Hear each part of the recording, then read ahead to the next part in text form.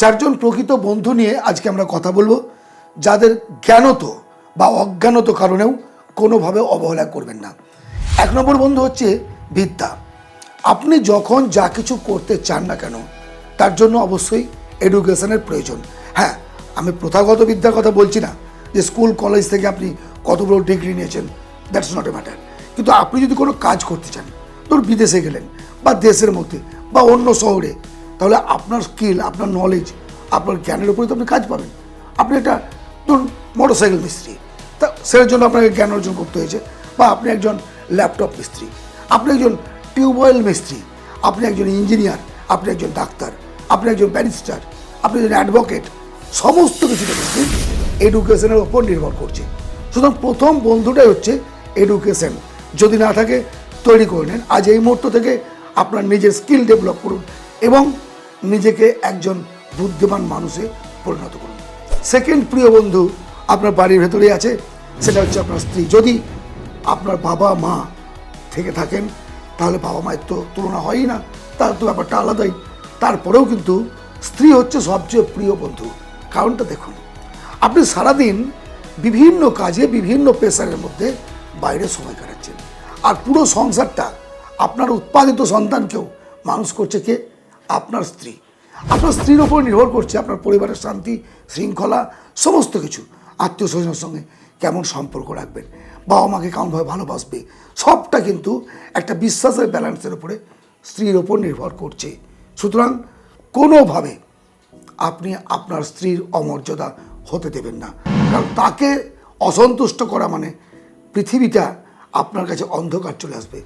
আমরা বাইরে যখন কোনো কাজ করি, পারি না, যন্ত্রণা হয়, কষ্ট হয়, তখনও কিন্তু বাড়ি গিয়ে একটু আনন্দ করে বসার সাহস পাই শুধুমাত্র আমাদের স্ত্রীর জন্য। তার রূপ বাদ দেন, তার চেহারা কেমন দেখে লাভ নেই, তার গুণ, তার ভালোবাসা, তার হৃদ্যতা। রোগীর প্রিয় বন্ধু ওষুধ, এটা ভুললে হবে না। ডাক্তার যত বড়ই হোক না কেন আর যত ভালোই হোক না কেন, রোগী যদি পথ্য না খায়, মেডিসিন না খায়, তাকে কিন্তু সারাতে পারবেন না। তাহলে রোগীর বন্ধু কে? মেডিসিন। আর মেডিসিন কখনো ভালো হতে পারে না। আপনার জীবন পরিবর্তনের জন্য তেমনই একজন অ্যাডভাইসারের দরকার, উপদেষ্টার। তার উপদেশ মতো আপনাকে এগিয়ে চলতে হবে। যদি ওই কাজ আপনার প্রিয় না হয়, যদি ওই কাজ করতে আপনার ভালো না লাগে, যদি ওই কাজের মধ্যে আপনার মন না বসে, তারপরেও আপনাকে এগিয়ে যেতে হবে সেই গুরুদেবের কথা শুনে, সেই অ্যাডভাইসারের কথা শুনে। তবেই আপনি জীবনে বড় হতে পারবেন।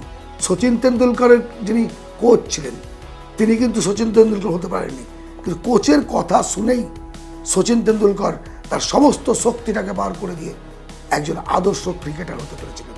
আরও একজন বন্ধু, যার কথা না বললেই নয়, আপনার মৃত্যুর পরেও সেটা কাজ থাকবে, সেটা হচ্ছে কর্ম এবং ধর্ম। মনে করুন আপনি একজন শিক্ষক, শিক্ষকতা আপনার পেশা, এবং আপনি শিক্ষকতা করতে গিয়ে যে কর্মটা করছেন, জ্ঞান বিতরণ করছেন, সেটাই হচ্ছে আপনার সবচেয়ে গুরুত্বপূর্ণ বিষয়। একজন আদর্শ চিকিৎসক চিকিৎসা পরিষেবা দেবেন, একজন অ্যাডভোকেট তিনি কী করবেন? আইনি পরামর্শ দেবেন। আপনি যে কর্মটা করছেন, সেই কর্মটার যোগ্য হিসাবে ধর্মীয়ভাবে পালন করে সেই কাজটা করুন। চোরের ধর্ম কি? চুরি করা। ডাকাতের ধর্ম ডাকাতি করা। আর একজন শিক্ষকের ধর্ম শিক্ষা প্রদান করা। যার যেটা কর্মের ধর্ম, তাকে সেই ধর্মটা সুন্দরভাবে পালন করতে হবে যদি জীবনে উন্নতি চান, বেঁচে থাকতে চান, মৃত্যুর পরেও মানুষ আপনাকে মনে রাখে। সেই কারণেই না আমরা আজকে রবীন্দ্রনাথ ঠাকুরকে মনে রেখেছি, নেতাজি সুভাষচন্দ্র বোসকে মনে রেখেছি, আমরা মনে রেখেছি মাইকেল মধুসূদন দত্তকে, নবীজিকে মনে রেখেছি, যীশু খ্রিস্টকে। কেন মনে রেখেছি? এপিজে আব্দুল কালাম স্যারকে।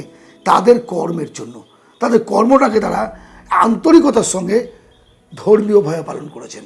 যদি ভালো লাগে শেয়ার করুন বন্ধু বান্ধবদের মধ্যে, সঙ্গে থাকুন। অবশ্যই দেখা হবে অন্য ভিডিওতে। ধন্যবাদ।